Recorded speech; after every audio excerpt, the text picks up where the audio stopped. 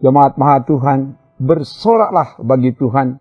Dia gunung batu sumber kekuatan kita. Dia selalu menuntun kita dengan firman-Nya. Kini kita akan dituntun dengan firman dari Matius 1 ayat 1 sampai 17. Sebelum itu, mari berdoa. Ya Bapa, singkapkanlah kebenaran firman-Mu melalui hamba-Mu, supaya firman-Mu dapat diberitakan dari dan di dalam hikmat Tuhan. Dan jamah hati kami supaya kami punya hati yang siap menerima firman dan melakukan firman-Mu di hidup ini. Semua yang mengikuti dimanapun berada diberkatilah oleh Tuhan. Hamba serahkan ke dalam kuasa-Mu Bapa, dalam nama Tuhan Yesus. Haleluya. Amin. Firman Tuhan disampaikan dari Injil Matius pasal 1 ayat 1 sampai 17. Begini dikatakan. Inilah silsilah Yesus Kristus anak Daud, anak Abraham.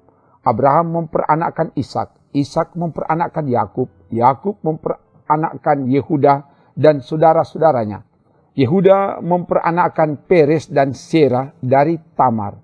Peres memperanakkan Hesron, Hesron memperanakkan Ram, Ram memperanakkan Aminadab, Aminadab memperanakkan Nahason, Nahason memperanakkan Salmon, Salmon memperanakkan Boas dari Rahab, Boas memperanakkan Obed dari Rut, Obed memperanakkan Isai, Isai memperanakkan Raja Daud, Daud memperanakkan Salomo dari istri Uria, Salomo memperanakkan Rehabeam, Rehabeam memperanakkan Abia, Abia memperanakkan Asa, Asa memperanakkan Yosafat, Yosafat memperanakkan Yoram, Yoram memperanakkan Uzia, Uzia memperanakkan Yotam, Yotam memperanakkan Ahaz, Ahaz memperanakkan Hizkia, Hizkia memperanakkan Manase, Manase memperanakkan Amon, Amon memperanakkan Yosia, Yosia memperanakkan Yekonya dan saudara-saudaranya pada waktu pembuangan ke Babel.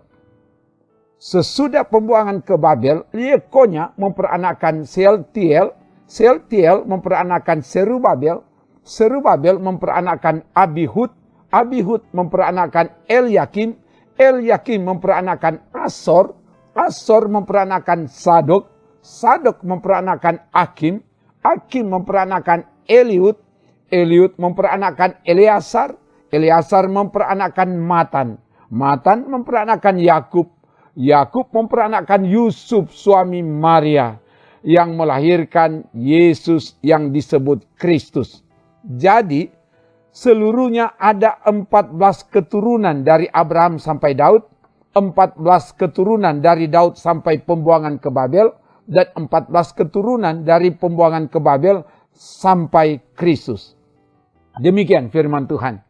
Jemaat Maha Tuhan, firman Tuhan ini memberitakan tentang silsilah Yesus Kristus dengan maksud untuk memberitahukan bahwa Yesus Kristus adalah penggenapan dari nubuatan dalam perjanjian lama.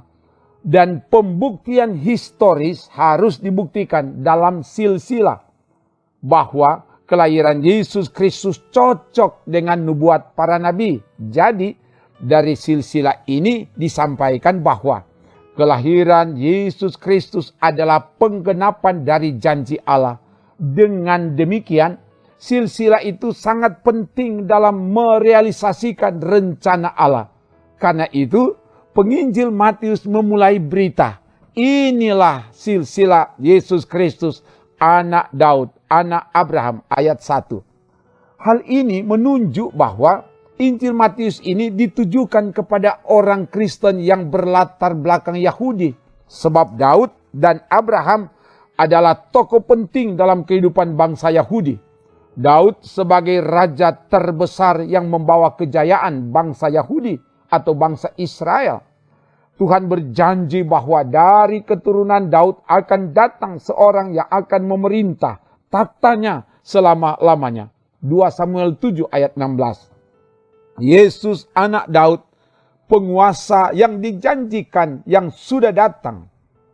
Abraham sebagai leluhur Israel atau bangsa Yahudi, Tuhan berjanji bahwa keturunannya akan menjadi berkat bagi seluruh bangsa di bumi. Bukan hanya bagi Israel. Kejadian 12 ayat 3. Dan Yesus anak Abraham membawa berkat bagi dunia. Dengan demikian firman ini mau menegaskan bahwa apa yang telah dijanjikan Tuhan kepada Abraham dan kepada Daud telah digenapi di dalam diri Yesus Kristus. Maka orang Yahudi akan mengakui Yesus Kristus sebagai Mesias seperti yang telah dijanjikan.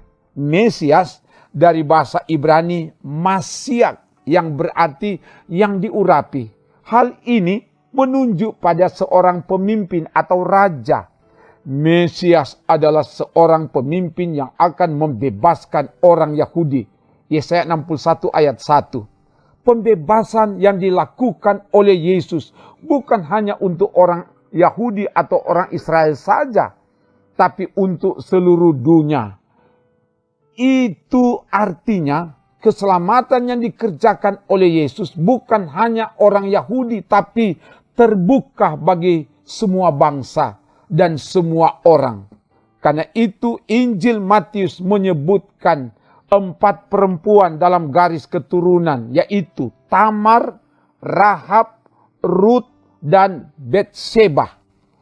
Tamar, dia orang Kanaan, menyamar sebagai pelacur dan tidur dengan ayah mertuanya.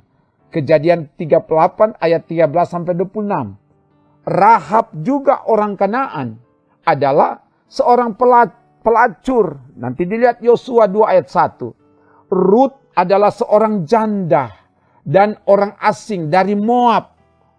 Rut 1 ayat 4. Betseba menjadi subjek skandal terjadi persinahan dan mengakibatkan pembunuhan kepada suami Betseba yang dilakukan oleh Raja Daud. 2 Samuel 11 ayat 1-27.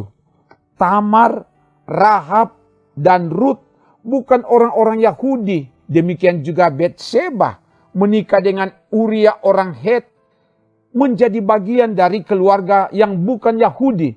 Mereka juga bukan orang-orang baik dengan latar belakang yang buruk, ternoda. Tapi keselamatan yang Yesus kerjakan untuk semua bangsa, bukan cuma bangsa Yahudi, dan juga untuk semua orang, termasuk orang yang termarginal, dianggap najis oleh dunia. Sebagaimana kata Yesus, "Aku datang bukan untuk memanggil orang benar, tetapi orang berdosa, supaya mereka bertobat." Matius 9 ayat 13b, Markus 2 ayat 17, Lukas 5 ayat 32. Rencana keselamatan Allah direalisasikan melalui orang-orang yang tidak layak, tidak pantas, tidak masuk hitungan. Makanya Yesus lahir di kandang yang kotor, simbol kekotoran dunia, simbol dosa dunia. Itu adalah berita Natal bagi kita. Itulah kasih karunia Allah bagi dunia. Itulah bagian pertama yang disampaikan dari silsilah ini, ayat 1-6a. Bagian kedua, ayat 6b-11, bagian ini menegaskan bahwa Yesus lahir dari garis keturunan raja-raja. Dan karena itu Yesus adalah raja yang datang ke dunia. Lihat, rajamu datang kepadamu. Ia adil dan jaya. Sakaria 9 ayat 9. Garis keturunan raja-raja dimulai dari Raja Daud, Salomo, Rehabeam, Abia, Asa, Yosafat, dan seterusnya. Raja-raja ini tidak lepas dari kelebihan dan kekurangan. Ada yang berbuat baik, tapi ada juga yang berbuat jahat. Sehingga Israel harus berada dalam pembuangan. Dari pembuangan sampai Yesus Kristus ayat 12-17, bagian ini menggambarkan Israel dan Yehuda dalam keadaan yang hina, namun membanggakan. Karena lahir Yesus Kristus sebagaimana yang dijanjikan. Dari bagian ini mau menegaskan bahwa rencana Allah untuk menggenapi janjinya tidak ditentukan oleh eksistensi manusia yang penuh kelemahan, kekurangan, dan dosa. Tuhan Allah berkehendak memakai siapa saja untuk menggenapi janjinya. Kekuatan raja-raja dunia rapuh dan gagal. Hanya kekuatan raja yang dari sorga, yaitu Yesus Kristus, yang lahir dari Yusuf dan Maria, keturunan Daud. Dialah yang tidak pernah gagal. Dialah yang membawa kemenangan abadi. Ayat 17 menutup bagian silsilah ini dengan konklusi dari pola 14. 14 keturunan dari Abraham sampai Daud. 14 keturunan dari Daud sampai pembuangan ke Babel. 14 keturunan dari pembuangan ke Babel sampai Kristus. Penggunaan angka 14 sampai 3 kali ini bukan secara kebetulan. Tapi bagi orang Yahudi, hal ini mengartikan bahwa nubuat Allah melalui para nabi mengenai kedatangan Yesus Kristus anak Daud telah tergenapi secara sempurna ketika kesempurnaan itu menjadi manusia dalam diri Yesus Kristus. Itu arti dari 14 sampai 3 kali. Bahwa apa yang telah dijanjikan Allah telah digenapi secara sempurna ketika kesempurnaan itu menjadi manusia dalam diri Yesus Kristus.